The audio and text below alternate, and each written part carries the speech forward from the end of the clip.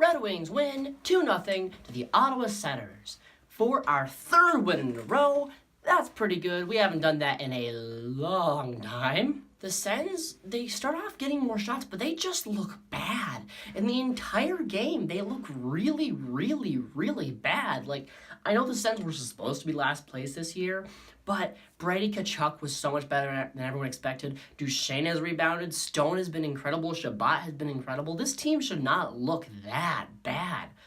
I don't know if it's coaching or maybe it is just personnel, which, I mean, they're not a great team, obviously.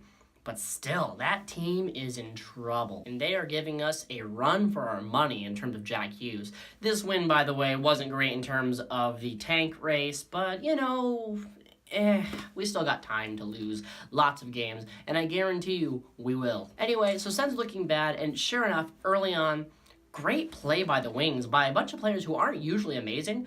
Jensen has the puck. He makes a great pass over to Vanek across a couple of Sens sticks. You would like the Sens defenseman, if you're a Sens fan, to block that pass, but no.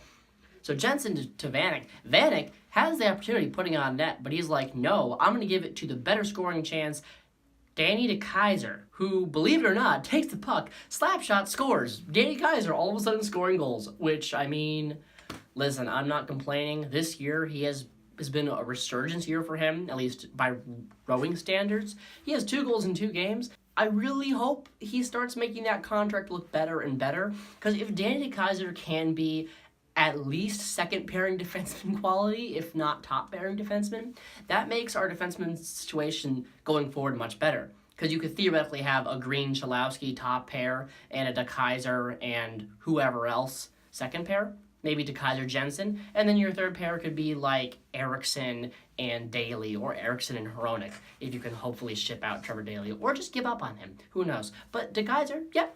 On the positive side, DeKeyser's been looking much better. And the Sens, they don't rebound at all, actually. Shortly after, another good play by the Wings, this time Helm and Martin Frk, who is in the lineup this time.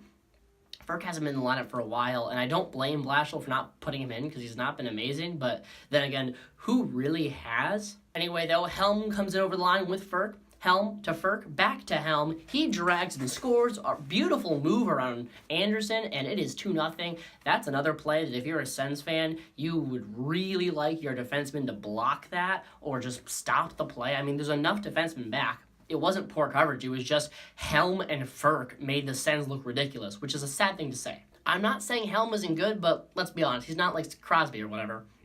He shouldn't be making your team look ridiculous. He should be like a good depth piece. And like after that goal, the game was over. I mean, for what it's worth, it wasn't just the Sens being bad. I'll say this, without Dylan Larkin, the Wings seemed to step it up a little bit. Each part sort of played their role a bit better.